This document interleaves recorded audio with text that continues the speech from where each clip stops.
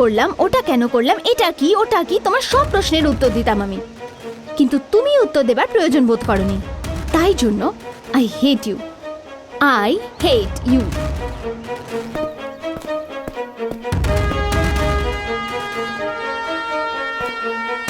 তোমায় দেয়া 5 মিনিট পূর্ণ হয়ে গেছে।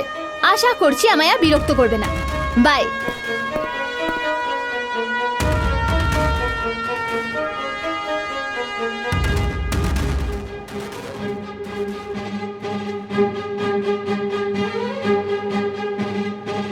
ওকে। আচ্ছা ওয়াচম্যান, দিব্যা কি এসে গেছে? না দাদা, ওর মামার বাড়ির থেকে লোকজন এসেছে। তুমি ডাকতে এসেছো, এতেই আমি খুশি হয়েছি। তুমি এরকম কেন বলছো দিদি? আমি তো অপেক্ষা করছিলাম তুমি কখন ডাকবে। আমাদের বৌমা ও কোথায়? ব্যাস এক্ষুনি চলে আসবে। হেই দিব্যা,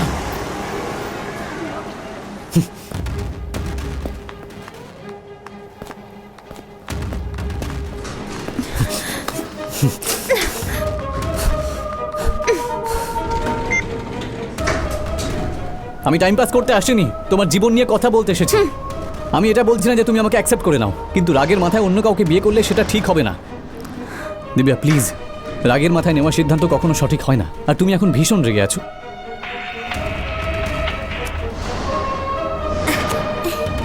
আরে না, তুমি মিথ্যে বলছো। দিব্যা, ভালোবাসার বিয়ে কোনো জিনিস নয়। ভালোবেসে আলাদা হয়ে গেলে দুজনের ওপরই প্রভাব পড়ে, কিন্তু বিয়েতে দুটো পরিবারের ওপর প্রভাব পড়ে। দিব্যা প্লিজ দাঁড়িয়ে যাও। দিব্যা প্লিজ আমার কথাটা শোনো শোনো।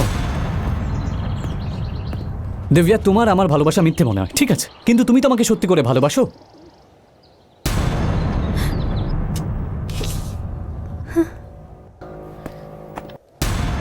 স্যার, একটু পার্সোনাল প্রবলেম আছে, প্লিজ স্যার। দিব্যা, আমার কথাটা বোঝার চেষ্টা করো প্লিজ। এই রাকেশ, চলো ওঠো। তোমার মা কোথায়? চলো আমরা কি বেরোবো। হলো ভাই? তোমার মেয়ে কোথায়? আমি ফোন করেছি, ও এক্ষুনি চলে আরে আসবে। কি আসছে আসছে বলছো? ছাদে গিয়ে দেখো নিজের চোখে, কারোর সাথে প্রেম করছে ছাদে বসে। দিদি, ভেবেছিলাম তুমি ভালোবেসে ডেকেছো, কিন্তু এখানে এসে জানতে পারলাম তোমার মেয়ে বোধহয় অন্য কারোর সাথে পালাবে, সেই জন্যই আমাদের ডেকে পাঠিয়েছো। দাঁড়িয়ে দাঁড়িয়ে মুখ কি দেখছো? চলো চলো এখান থেকে। তোমরাও মেয়েকে মানুষ মামা করেছো, দাঁড়ান। আমরাও আমাদের মামা, ছেলেকে শুনুন মানুষ না। করেছি। মামা কিছু একটা ভুল হচ্ছে আপনার। দিব্যা সেরকম কিছু শোনো প্লিজ। দেখো এবার।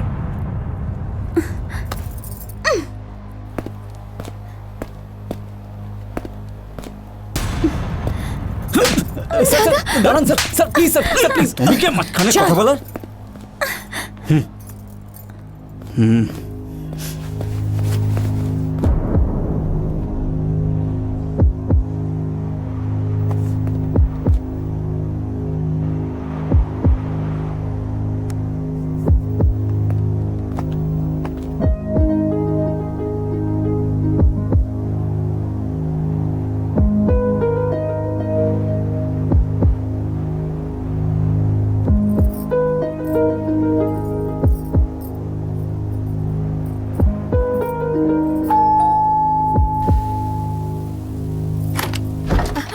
আরে কে তোমরা? কি ভাই ওই আসলে আমি ছাড়ো, কি ছাড়ো ওকে। ভাই, ছেড়ে দাও, ছেড়ে দাও ভাই। ভাই লাগছে ভাই। ছাড়ো দাদাকে। ছাড়ো বলছি, ছাড়ো, আমার কথা শোনো ভাই। প্লিজ দাদাকে ছেড়ে দাও। আরে আমার কথা শুনবেন ভাই। তোর টাইম শেষ। আরে কোথায় নিয়ে যাচ্ছ? কে ওরা? আরে আরে চুপচাপ আমার কথা চল, শোনো। চল, আরে দেখো, চল। পরিবারের সামনে তুমি এরকম ভাবে চল, চল, চল। আরে ছেড়ে দাও।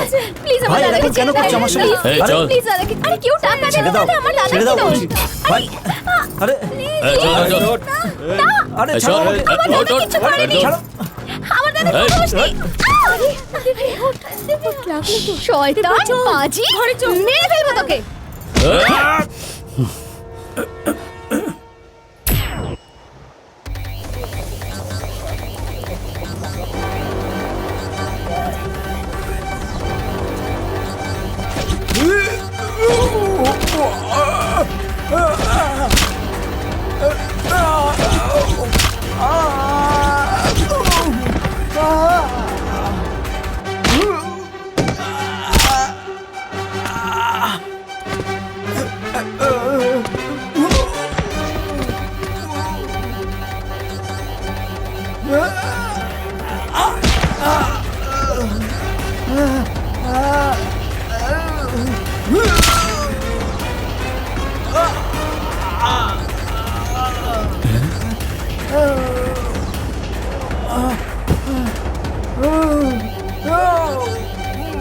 এই চল চল চল চল গাড়ি তোর চল।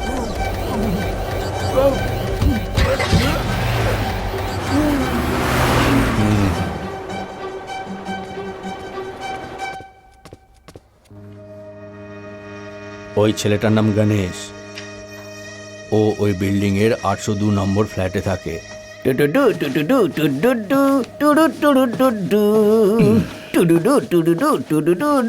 লাড্ডু মিষ্টি খান দাদা, একটা মিষ্টি খবর দেওয়ার আছে। ওর নাম হলো টনি, 10 ডাউন স্ট্রিট, লন্ডন। দাদা, ও ভারতীয় নয় আর না সৎ, ও এখানে একদম অচেনা। আমি সত্যি বলছি দাদা, ও পুরোপুরি আমার মুঠোতে আছে। যখন আমি ওকে আপনার কথা বললাম তখন ও ঘাবড়ে গেল, ভেঙে পড়লো আর এলাকা ছেড়ে পালিয়ে গেল। আর কোনোদিনও আপনার সঙ্গে পাঙ্গা নেবে না। কে? সেই দাদা যে আপনাকে ঠকিয়েছিল, আমার ফ্যান। নাম গণেশ, এক্সপ্রেস টাওয়ার 802 গুন্ডাপুর। এটা কে দাদা? ওই যে তোকে বাঁচিয়েছিল হ্যাঁ। তোর ফ্যান টুটুডু টুটুডু টুটুলা, হ্যাঁ? ওকে নিচ থেকে শুরু করে ওপর অব্দি কেলা। দাদা, এটা নিয়ে আমাকে ছেড়ে দিন। এই। নিয়ে যা চল। টাকলা, বারে সেদিন যে মেরেছিলাম তোকে, তার বদলা নিস না আজ। বন্ধু ভেবে কম মারিস, তুই সব লাড্ডু চলো। খেয়ে নে। মহাদেব, এই নাও তোমার টাকা, একবার গুনে দেখে নাও। চল, এটা তো ঠিক আছে। এবার বল যে গণেশের সাথে তো সম্পর্কটা কি? ওর সাথে আমাদের কোনো সম্পর্ক নেই। আর একটা কথা, এরকম বাজারে গুন্ডা আমার বাড়িতে কখনো পাঠাবে না, কথাটা মনে রেখো। এই তুই যা। ওকে জিজ্ঞেস করলে ও বলছে ওর সাথে কোনো সম্পর্ক নেই, এও বলছে এর সাথে কোনো সম্পর্ক নেই। তখন কারোর সাথে কোনো সম্পর্ক নেই, তাহলে মাঝখানে আমি কেন মার খেলাম? আসলে কেউ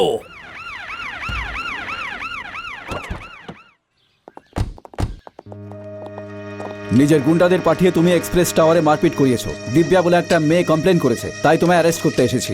দিব্যা রমেশের বোন দাদা। হ্যাঁ? কি হলো সুপারম্যান? সুপারম্যান হয়ে নিজের লাভ ম্যাটার সলভ করতে পারছো না তুমি? সুপারম্যান, স্পাইডারম্যান, ব্যাটম্যান, কিন্তু ব্যাপারটা যখন ভালোবাসার হয় না, তখন এরা সবাই অর্ডিনারি ম্যান হয়ে যায়। আরে বাপরে, কি হয়েছে?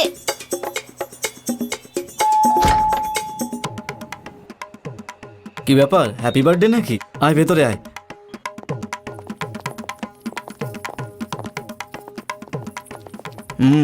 কার বার্থডে? আরে তোমরা এত কজন ভেতরে এলে যে, আসলে বার্থডে কার? ওসব নয় আঙ্কেল, আসলে বিয়ের ব্যাপারে কথা বলতে এসেছি। ক্ষমা করো বাসবি, তোমার ব্যাপারে নয়, দিব্যার ব্যাপারে। এই যাও, বাইরে যাও। কথাটা তো শোনো আঙ্কেল। বললাম তো বাইরে যাও, সবাই যাও। দিব্যা, মহাত্মা গান্ধীর ব্যাপারে প্রথম 30টা পাতা পড়লে পরে লোকেরা তাকে ভুল বোঝে, কিন্তু পুরো বইটা পড়ার পর ওনাকে মহান বলে মনে হয়। এই কথাটা তো তুমিই আমাদের বলেছিলে দিব্যা। এই তোমাদের কথা কানে যাচ্ছে না নাকি? যাও বাইরে যাও। আপনি জানেন গণেশকে? এই তোমরা শুনতে পাচ্ছ না নাকি?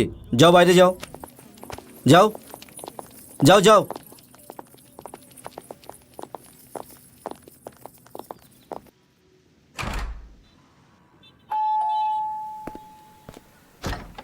আপনি চাইলে আপনাকে 1 সপ্তাহের সময় দিচ্ছি, কিন্তু আপনি গণেশকে হ্যাঁ বলে দিন। এই, আরে তোমাদেরকে তো, যাও এখান থেকে, যাও। বাবা আসলে চুপ কর তুই। তোদের দুজনের নাটক না বুঝতে পেরে আমি ভাগনা দিদিকে অবিশ্বাস করেছি। এই সব কিছুর কারণ তুই। ও নয় আঙ্কেল, কারণটা আপনি নিজে। হ্যাঁ আঙ্কেল, আন্টি বিয়ের ব্যাপারে কথা তুলতেই আপনি ওকে আজেবাজে কথা বলেছিলেন। সেই ভয়ে নিজের ভালোবাসার কথাও আপনাকে বলতে পারেনি। বাচ্চাদের ভয় দেখিয়ে নয়, ভালোবেসে কাছে টানতে হয়। এই সব কিছু তো তার জন্যই হয়েছে। তাছাড়া ওদের দুজনের ভুলটা কি আঙ্কেল? ভালোবেসেছে, বিয়ে করতে চায়, এটা কি ভুল? কিসের ভালোবাসা? আমি কি ওর জীবন নষ্ট করার জন্য ওর বিয়ে দিচ্ছিলাম? ওর বিয়ে দেওয়ার আগে আমি 100 বার ভেবেছি। হতে পারে বিয়ের কথা আপনি 100 বার ভেবেছেন, কিন্তু ভালোবাসায় ভাবতে হয় না, কারণ সেটা তো এমনি এমনি হয়ে যায় আঙ্কেল। এতে কোনো কন্ডিশনই থাকে না। ভাবনা চিন্তা করে বিয়ে করেও আজকাল টেকে না, তাহলে কি এই ভালোবাসার বিয়ে টিকবে? অবশ্যই টিকবে আঙ্কেল, নিজের ভালোবাসাকে হারানোর ভয়ে যখন ও মরতেও প্রস্তুত ছিল তখন বিয়েটাও টিকবে। নিজের ভালোবাসার জন্য কারোর মুখোমুখি হওয়ার সাহস যদি ওর মধ্যে থাকে তাহলে এই বিয়ে টিকবেই। দুজন মানুষের একে অপরের প্রতি বিশ্বাস যদি টিকে থাকে তাহলে এই বিয়ে অবশ্যই টিকবে। আপনার আর আমাদের মধ্যে বিশেষ কোনো পার্থক্য নেই। আপনারা বিয়েকে বুঝতে বলেন আর আমরা তো বিয়েটাকে বুঝেই করি। কোনটা সঠিক এখন আপনিই সিদ্ধান্ত নিন। আর একটা ছোট্ট অনুরোধ আছে আঙ্কেল, এটা ভাববেন না যে আমি সহ্য করব, এটা ভাবুন যে আমি মেনে নেব, একজন বাবার মতো নয় বরং একজন বন্ধুর মতো। তারপর দেখবেন সব কিছু ঠিক মনে হবে। এই সব কিছু হয়েছে এর জন্যই দিদি, ওকে ওর ভালোবাসাকে পাইয়ে দেবার জন্য গণেশ এই সব করেছে। আমি না বুঝেই তোমাকে ভালো মন্দ অনেক কিছু বলে দিয়েছি, আমাকে ক্ষমা করে দাও দিদি। আমাদের পরিবারের সবার এক হওয়ার আনন্দ করব, নাকি দিব্যার সঙ্গে যা হয়েছে তা নিয়ে আফসোস করব? আমি কিছু বুঝতে পারছি না ভাই। কি হলো? এটা ভাবিস না যে আমি গণেশকে সাপোর্ট করে কথা বলছি। বাচ্চারা ওকে পছন্দ করে, বড়রা ওকে পছন্দ করে, তোর মামাও ওকে পছন্দ করে, বাকিদের ছাড় আমি নিজেও ওকে পছন্দ করি। এরকম একটা মানুষকে যদি তুই পছন্দ না করিস তো প্রবলেম ওর মধ্যে না তোর মধ্যে আছে। হ্যাঁ রে, বাচ্চাদের সাথে খেলাধুলা করে তাই ওরা পছন্দ করে, বাচ্চারা ভালো মার্কস পায় তাই পেরেন্টসরা পছন্দ করে, রাকেশকে ভালোবাসার জন্য সাহায্য করেছে তাই মামার পছন্দ হয়েছে। ও তো এদের ঠকায়নি না, আমায় ঠকিয়েছে। যখন ও তোর সাথে গণেশের বন্ধু হয়ে মিশেছিল তখন ধোকা বলে মনে হয়নি? ভালোবাসার জন্য মিথ্যে বলা যেতে পারে, কিন্তু ভালোবাসা মিথ্যে হওয়া উচিত না।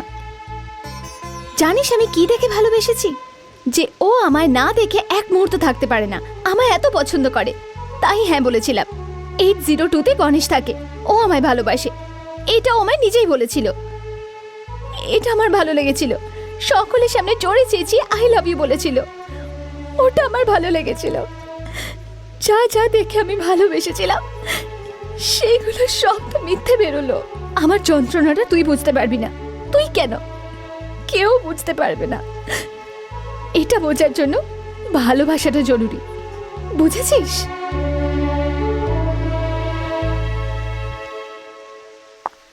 দিব্যা, আমার মনে হয় তুমি বেকার বেকার গণেশকে ছেড়ে দিন আন্টি।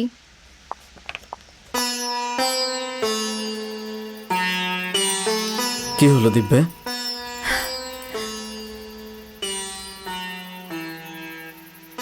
সবাই আমাকে ভুল বুঝেছে দাদা, আমি এখানে আর থাকতে পারবো না। দীপার সাথে হস্টেলে থাকতে চাই।